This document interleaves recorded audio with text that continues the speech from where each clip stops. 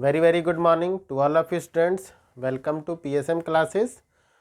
आज का जो हमारा टॉपिक है वो है electric field intensity on axial line due to electric dipole. और ये जो टॉपिक है वो क्लास 12th के लिए, आपके एंट्रेंस एग्जामिनेशन के लिए, और आप बोल सकते हो कि बीएससी के लिए भी ये टॉपिक जो है मोस्ट इम्पोर्टेंट टॉपिक है। इसमें जो है इलेक्ट्रिक डाइपोल क्या होता है, तो बेसिक तौर पे अगर हम बोलें तो इलेक्ट्रिक डाइपोल जो है दो इक्वल एंड अपोजिट चार्जेस का कॉम्बिनेशन होता है जो किसी डिस्टेंस से सेपरेटेड होते हैं। डिस्टेंस हम यहाँ पर 2L को सिलेक्ट करते हैं। तो चलिए बना लेते हैं। मान लेते हैं कि यहाँ पर जो है माइनस Q चार्ज है पॉइंट A पर, और कोई दूसरा चार्ज जो है प्लस Q। मैंने बोला था ना कि चार्जेस जो इलेक्ट्रिक डाइपोल में होते हैं वो कैसे होते हैं, इक्वल और इक्वल किस में होंगे, मैग्नीट्यूड में, अपोजिट होंगे किस में, चार्ज में। ठीक है।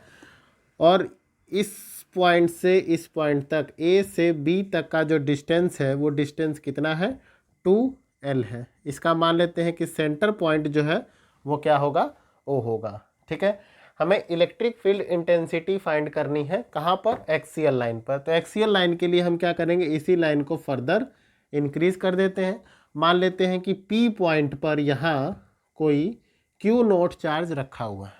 ठीक है ना। इस P पॉइंट पर कोई Q नोट, जिसको टेस्ट चार्ज हम लोग बोलते हैं, टेस्ट चार्ज रखा हुआ है। अब इस पॉजिटिव चार्ज और इस नेगेटिव चार्ज की वजह से ये क्या है, एक डाइपोल का कॉम्बिनेशन कर रहा है। तो इस डाइपोल की वजह से इस Q नोट पे नेट इलेक्ट्रिक फील्ड इंटेंसिटी क्या है, उसी को हमें कैलकुलेट करना है। चलिए तो मान लेते हैं कि इस प्लस Q चार्ज की जो इलेक्ट्रिक फील्ड इंटेंसिटी है वो क्या है, E1 है।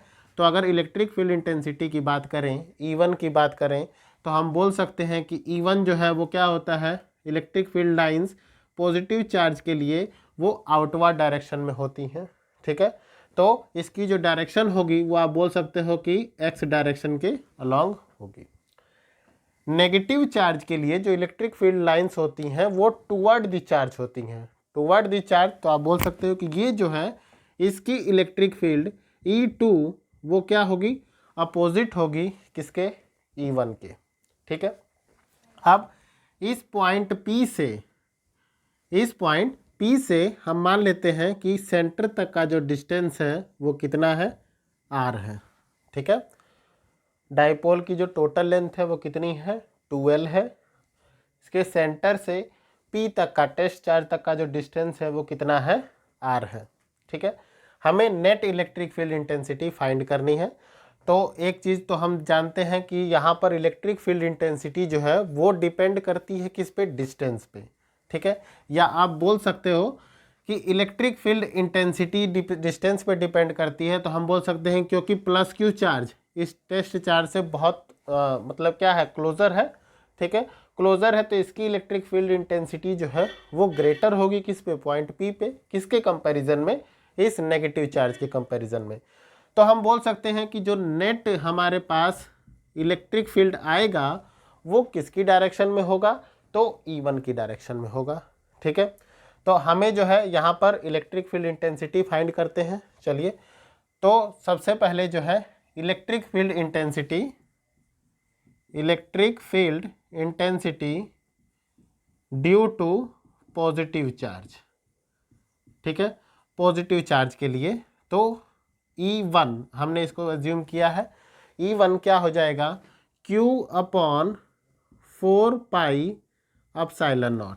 अब यहाँ पर होता है R² होता है यहाँ पर डिस्टेंस। तो इस प्लस Q चार्ज का P तक से डिस्टेंस कितना है। ठीक है। हमें ये फाइंड करना है। अब देखें डाइपोल की जो टोटल लेंथ है वो कितनी है, 2L। तो सेंटर से B पॉइंट तक का जो लेंथ होगा वो कितना होगा, L। और सेंटर से A पॉइंट तक की जो लेंथ होगी वो कितनी होगी, L। तो टोटल क्या हो जाएगा, 2L। अब हमें B से P तक का डिस्टेंस तो पता नहीं है। तो इसके लिए हम क्या करेंगे, ये जो हमने R सेंटर से P तक के डिस्टेंस को सेलेक्ट किया है, इसमें से अगर इस L को माइनस कर दें तो हमें यहाँ पर जो है P से P तक की डिस्टेंस पता लग जाएगी। तो हम यहाँ पर लिख लेंगे R - L²। ओके। सो इस प्लस क्यू चार्ज की वजह से जो इलेक्ट्रिक फील्ड इंटेंसिटी होगी वो क्या हो जाएगी, E1 equal to Q upon 4πε0 R minus L square. चलिए अब इलेक्ट्रिक फील्ड इंटेंसिटी हम फाइंड कर लेते हैं इस नेगेटिव चार्ज की वजह से, क्योंकि चार्ज नेगेटिव है और इसकी जो इलेक्ट्रिक फील्ड इंटेंसिटी है वो टुवर्ड है किसके, चार्ज के, और प्लस क्यू चार्ज के लिए अवे फ्रॉम द चार्ज थी। तो आप बोल सकते हो कि इस कंडीशन में हम यहाँ पर जो है, क्योंकि ये नेगेटिव एक्स डायरेक्शन में जा रहा है, तो हम यहाँ पर एक नेगेटिव साइन पुट करेंगे जो डिनोट करेगा कि इलेक्ट्रिक फील्ड की डायरेक्शन क्या है। ओके, सो इस नेगेटिव का मतलब ये है कि यहाँ पर हम इलेक्ट्रिक फील्ड की डायरेक्शन को डिनोट कर रहे हैं कि ये जो है पॉजिटिव चार्ज के अपोजिट है। अब इसके लिए Q अपॉन 4πε0।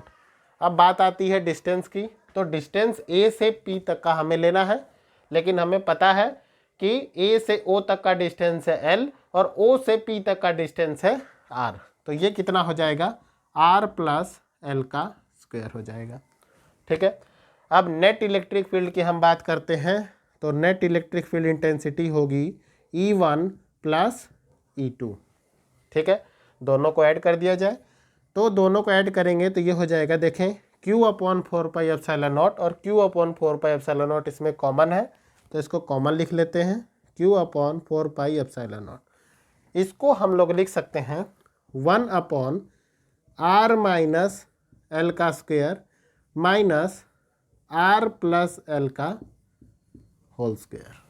ओके, इसको जब हम लोग सॉल्व करेंगे तो हमें मिल जाएगा Q अपॉन 4πε0। इसको सॉल्व करें तो R प्लस एल का स्क्वायर है, इसको हम लिख सकते हैं R square plus L square plus 2LR। Okay, और इस R माइनस एल स्क्वायर, अब क्योंकि यहाँ नेगेटिव साइन है तो एक नेगेटिव साइन रख के इसको लिख सकते हैं R square plus L square minus 2LR, और डिवाइड में यहाँ पर देखें हमें मिल रहा है R माइनस एल और R प्लस एल, तो ये हो जाएगा R square minus L square का whole square. Okay, R square minus L square का whole square. A minus B और A प्लस बी का फॉर्मूला हम लगा रहे हैं क्योंकि 2 टाइम्स है, 2 टाइम्स है, तो ये हमें R square minus L square भी 2 टाइम्स मिलेगा, तो ये इसका स्क्वायर हो जाएगा। अब यहाँ से नेगेटिव साइन को रिमूव करते हैं तो यहाँ पर हमें मिल जाएगा Q upon 4πε0 R square plus L square plus 2LR minus R square minus L square plus 2LR divide by R square minus L square. Okay, so R square और एल स्क्वायर ये दोनों कैंसिल हो जाएंगे, बचेगा 2LR plus 2LR, ये कितना हो जाएगा 4LR। तो नेट इलेक्ट्रिक फील्ड इंटेंसिटी जो होगी वो क्या हो जाएगी, Q, इस R को मैं ऊपर लिख देता हूँ, Q इंटू 2 प्लस 2 हो जाएगा 4LR divided by 4πε0 R square minus L square की पावर हो जाएगी कितनी, 2। ओके, सो अब देखें अगर हम डाइपोल की बात करते हैं, इलेक्ट्रिक डाइपोल की, तो इलेक्ट्रिक डाइपोल को जो है हम किससे डिनोट कर सकते हैं, P से डिनोट कर सकते हैं, और तो इसकी डाइपोल मूवमेंट जो होगी P वो इक्वल होती है किसके, Q इंटू 2L के। जो इलेक्ट्रिक डाइपोल मूवमेंट है उसको हम लिख सकते हैं P equal to Q into 2L। तो यहाँ पर देखें Q और यहाँ पर 2L हम निकालेंगे तो यहाँ से हमें मिल जाएगा P इंटू 2R। ठीक है, क्या मिल जाएगा, P इंटू 2R। तो इस टर्म को हम लोग लिख सकते हैं कैसे, Q into 2L into 2R। Okay, Q into 2L into 2R, और ये हो जाएगा divide by 4πε0 R square minus L square का होल स्क्वायर। ओके, इतनी टर्म समझ रहे हो? अगर कोई डाउट है तो कमेंट सेक्शन में आप लोग लिख सकते हैं। नेक्स्ट जो है Q इंटू 2L इक्वल होता है किसके, डाइपोल मोमेंट P के, तो हम इसकी टर्म पे P रख सकते हैं। और अगर यहाँ पर मान लेते हैं कि जो डाइपोल है उसकी लेंथ बहुत छोटी है और जो हमने टेस्ट चार्ज रखा है वो बहुत ज़्यादा डिस्टेंस पे है, तो उसके कंपैरिजन में R जो है वो बहुत बड़ा हो जाएगा, और इसकी जो लेंथ है डाइपोल लेंथ L, उसको हम उसकी हायर पावर को हम क्या कर सकते हैं, नेग्लेक्ट कर सकते हैं। तो इस कंडीशन में अगर R जो है बड़ा हो किससे, L से, तो L कैन बी नेग्लेक्टेड या higher power of L can be neglected.